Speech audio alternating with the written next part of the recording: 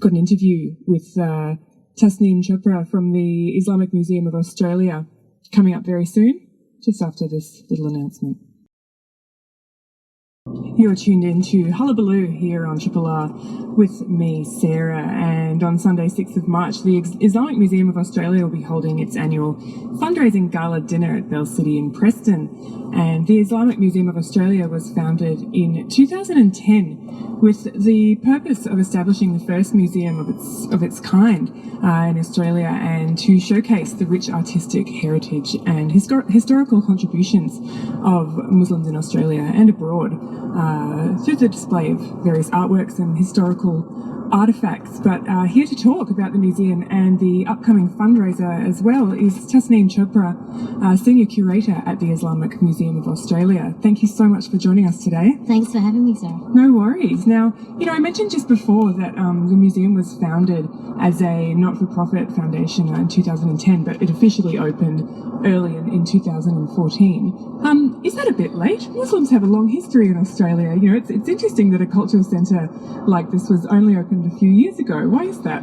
I think it's all about the timing, and I think everything happens when it's meant to happen. So I think in terms of the museum evolving when it did, it was the confluence of the right patrons, the right supporters, the right time, the right support, and the buy-in from the community as well. So I think it's, from its inception to this point, there's been an overwhelming amount of community support, and it seemed to go from strength to strength, both in terms of the visitors that we're getting through, the feedback that we're getting from them, and also the artistic and curatorial vision that we actually have for the place. So the time is right.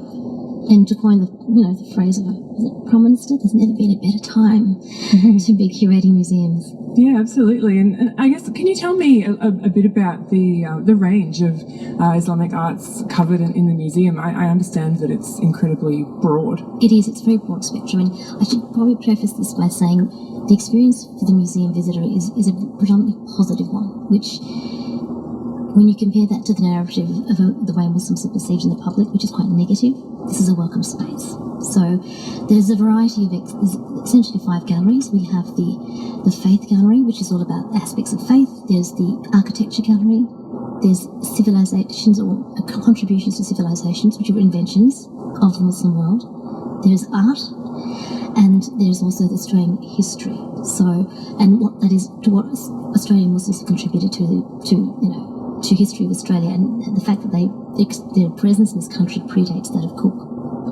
And there's also a very strong connection and expression of the link with Indigenous communities that Australians have enjoyed, Muslims have enjoyed rather, and right up to the present day. So we have achievements of successful, notable Australian Muslims in media, in sport, in academia, beginning with settlers. So it's quite an extensive range. And do you think, I guess outside of all the wonderful work that the museum is doing, that there's a lack of education, I guess, at a tertiary level in Australia about Islamic arts? I mean, Islamic studies is of course supported by many universities, but only a small number, I believe, have subjects dedicated to Islamic art in particular. I wondered what your thoughts were on that. Well, I think Islamic art as a concept is also quite broad, because you have both the traditional understanding of what that implies, whether it's, and when you see the architectural gallery, you see some stunning architectural masterpieces in mosques and buildings that have occurred in the Muslim world. You also see stunning calligraphy and mosaic art, for example. But what I like to expand within that definition is Muslim artists who are doing some incredible work, whether it's photography or portraiture or oils or pastels or sketches and mosaics, for example, again, who happen to be of a Muslim background. So with the art gallery of the museum, we cover both of those. We sort of make sure we address what the public perception of Islamic art is in a very traditional context, but also give an enormous platform to promoting Muslim artists from across the world, particularly in Australia. Because, as you said, it's an incredibly broad, category, I guess, to cover. It can't be easily pigeonholed or defined, really, can it? I mean, Islam has its roots in so many countries around the world, so many different cultures, and has so many almost iterations throughout history. It does, and people, the way they absorb that and receive that is also very individual. So it's interesting. I think had a recent survey conducted about what the public's favourite gallery was, and surprisingly, it was actually the architecture one, which I think, it was the art gallery. It was the art gallery. It's specifically showcasing the variety of art that we have. And I think it's because art can mean so much and so many different things to people. And the standard of art that we have on and the way that it's displayed is really state of the art. It's for those who've not actually seen it, it's not what you'd expect. The gallery actually last year took out a national award for design excellence in its first year. Wow. So it's a lot of natural light, a lot of Australiana fauna and flora that have been sort of adapted into its design aspect as well, and an acknowledgement of both the traditional and the contemporary. So it mirrors and fuses a lot of these different ideas of where Islam was and where Islam is in a way that complements architecture, content, and vision.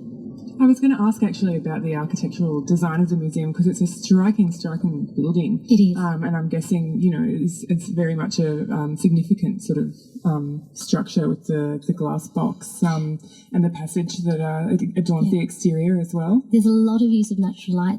There's a lot of ergonomic sort of principles that have gone into the design, and the architects who did that, I mean, it's not a surprise that they took out the award for what they've done, and the award-winning designers and architects themselves happen to be a Muslim architect who actually runs that firm, an Australian Muslim architect. So, yeah, I think from the ground up, there's been a buy-in from the community, from materials to the content to the support for events. And I mean, one of the events that we have coming up, besides the gala dinner on the 6th of March, which is already sold out, given the enormous support that we have, is actually the day prior to that, the museum's holding the first inaugural International Art Symposium, which is a collaboration with CAR, which is the Council for Australian Arab Relations, and it's essentially a forum where we're inviting artists from the UAE and a variety of artists from Australia to come together, and the topic is how to affect social change through art. So we've incorporated architects, cartoonists, poets, writers, lecturers in art from the UAE specifically. We have the coin expert who's also going to be coming to launch the coin exhibition that we're doing the week after. It's a pretty busy month, March. Brilliant. I think I'll be taking April off after this Yeah, well deserved. But so the Art Symposium is an inaugural one. There's never been anything like that before where we've actually merged Gulf states and their approach to art with the Australians. So we have Australian artists from Perth, from Adelaide, from Sydney, from Canberra, all attending, and all from different genres, from like I said, from painting, from photography to cartoonists. So we actually have a Walkie Award-winning cartoonist who will be speaking on how, as a Muslim artist, how his cartooning images have actually affected social change. That's hugely interesting as a topic in itself. You could almost have a whole symposium on that. I'll get you his details. Yeah. Now, there's also, I understand, a little bit of local celebrity attached to the museum. Samira from MasterChef. That's right. Runs the cafe in the museum. She does. The modern Middle Eastern cafe is sort of at an annex at the rear of the museum, and you can actually enter the museum from next to the cafe. Yeah. Or through the front entrance, and her cafe is out of sight. It's amazing. I haven't turned into a small whale eating all the food there because it's high quality and it's constantly changing. So I mean, she's a pro, but she does, and the food's fantastic. It's a very successful way of actually bringing a lot of people in, because the location of the museum is backed onto the Merry Creek, with access from the creek. A lot of bike riders come through, they see the museum, it's a welcoming sign, they can actually open the gate, come down to the cafe, have a coffee or a milkshake, and if they decide they want to check out the museum, they do. So we're picking up incidental sort of visitors that way, which is great. Wonderful. And now, Tasneem, I wanted to ask you, you yourself have an incredible history of curation and consultation on the themes of diversity, identity and racism. You appeared on Q&A as a panellist, I remember, for the Festival of Dangerous Ideas. I did, yes. Was it? And in 2013, you delivered a TEDx talk on the issues of defeating stereotypes, or as I believe you put it, the war against stereotypes. And do you see your work with the museum, which you only joined a few months ago, I should say, do you see your work there sort of as an extension of this broader goal in your work, or vice versa? I think it certainly complements what I do. The work I've done through my cross-cultural consultancy, which is the media engagement and the presentations and workshops on issues of diversity and racism, that's all very much centred on reactionary hype to what we hear through leadership, what we hear through politics, through media. So I guess that's a space that I occupy out of necessity in terms of where I'm called upon to give my opinion in social commentary or opinion, etc. With the museum, like I think I mentioned earlier, it's actually a very positive space. So I'm actually in a position to do the other thing that I really enjoy, which is using arts as a form of conveying social justice issues, and basically using arts to convey positivity. I think it's highly underutilised as a forum. But when delivered in the right way, can actually bring about social change quite literally. So I think for that reason, the Art Symposium on the 5th of March is very close to my heart, because I feel I've actually had an opportunity to merge my two worlds of, I guess, activism with art in a way that hopefully sends a very strong message about the good things that are being done to turn things around, because there's a lot of work that needs to be done. Yeah, absolutely.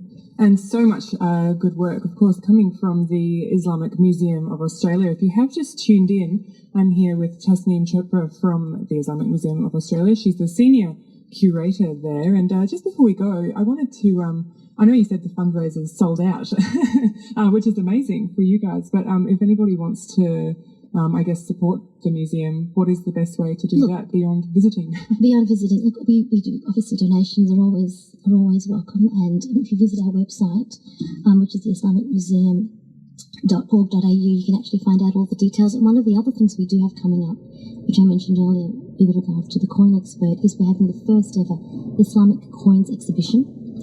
Which sounds a little bit nerdy, but we're going to turn it around and make it very exciting. We've got a lot of nerds in our listenership, so and this is the right place for you. In the most loving way possible. I'm one of them. Well, then, nerds unite, because the coin exhibition is launched on the 12th of March, and it will run for 2.5 months. There'll be 100 coins showcased from a private collection in the UAE. And the coins themselves date from over 1,200 years old, some of them. So it's historical, and it journeys you through the different Islamic dynasties of history. So there'll be 10 dynasties that you can actually see visually through the formation of coins. And it will also be interactive. There'll be things that you can actually see and do. And it's never been done before. It's the first time it's been a dedicated Islamic coin exhibition in Australia. So we're sort of pioneers in that regard. Brilliant. Tasneem, it's been such a pleasure talking to you and learning more about the Islamic Museum of Australia. If you are listening and you're interested to find out more, if you've never visited before, islamicmuseum.org.au is where you can find out more information. Thank you so much for coming in. Thanks for having me, and I hope to see your listeners at the museum. Absolutely. You're listening to Hullabaloo. Let's hear some Dick Diver.